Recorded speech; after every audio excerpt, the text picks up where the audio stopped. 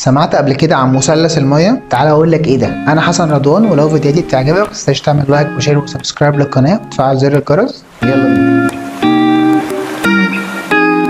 يعني ايه مثلث الميه؟ مثلث يعني مكون من 3 نقط. ايه هو ال3 نقط اللي مسؤولين عن زياده الميه تحت الجلد؟ اول نقطه هي الكربوهيدرات اللي هي النشويات، تاني نقطه هي الصوديوم اللي هي تقريبا بتتلخص في الملح، تالت نقطه هي الميه نفسها. ال3 حاجات دول لو اجتمعوا مع بعض بكميات عاليه جسمك هيبقى مضطر ان هو يحبس ميه تحت الجلد.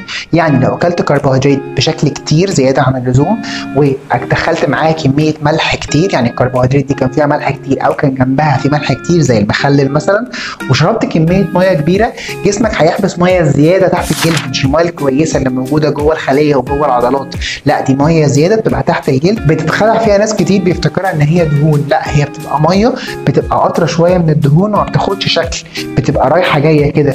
يعني طول ما انت بتتحرك هتبقى في رجلك، طول ما انت نايم هتبقى متوزعه في جسمك كلها، ودي اكتر واسرع حاجه ممكن تزيد في جسمك. يعني لو لقيت جسمك في يومين 3 زاد له حوالي 4-5 كيلو، دي مش دهون ومش عضلات، دي ميه، وفي نفس الوقت بتنزل بسرعه جدا. عشان تتخلص من الميه الزياده اللي عندك دي، برضو المثلث ده هو المسؤول عن حاجه زي دي. انت محتاج تقلل حاجه من ال3 حاجات دول اللي بيخلوا كميه الميه اللي في جسمك تزيد. احنا اتفقنا ان ال3 حاجات دول هم الميه والكربوهيدرات والصوديوم. هل ينفع اقلل الميه؟ لا، الميه خليها زي ما هي، دي حاجه كويسه مش محتاجين ان احنا نقللها، بالعكس انت تزودها ليه؟ عشان كل ما هتزود ميه كل ما جسمك هيتخلص من ميه. الجسم بيشتغل بالطريقه دي، طول ما الحاجه في الجسم كتير كل ما هيتخلص من اللي هو مخزنها عنده. ده رقم 1. رقم 2 الكربوهيدرات خليها معتدله. طب ما احنا نتخلص منها نرميها بقى خالص عشان نضيع الميه خالص؟ لا، خليها معتدله عشان انت محتاج كربوهيدرات عشان يومك يعرف يمشي كويس، يبقى عندك طاقه تعمل كل حاجه في يومك بشكل كويس. التالت عنصر اللي عندنا هو اللي هنبتدي نلعب فيه شويه، اللي هو الصوديوم اللي هو الملح. ده محتاج يتظبط ويبالانس، يقل شويه عن المعتدل. لو انت عندك ميه زياده، يعني لو جسمك فيه ميه كتير، ما تشيلش الملح، ما تقطعهوش، ما تلغوهوش من حياتك خالص. ضغطك مش هيتظبط، انت فعلا هتنزل ميه كتير بس ضغطك مش هيتظبط، واول ما ترجع تاكل تاني او تدخل ملح تاني هتحبس كميه الميه اللي انت نزلتها كلها.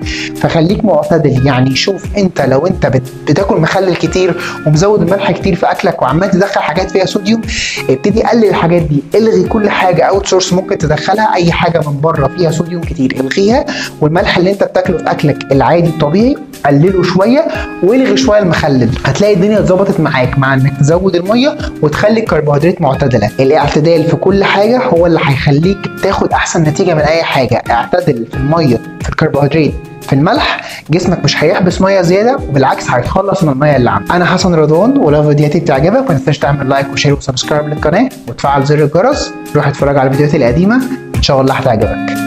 احلى مسا عليك يا دباب.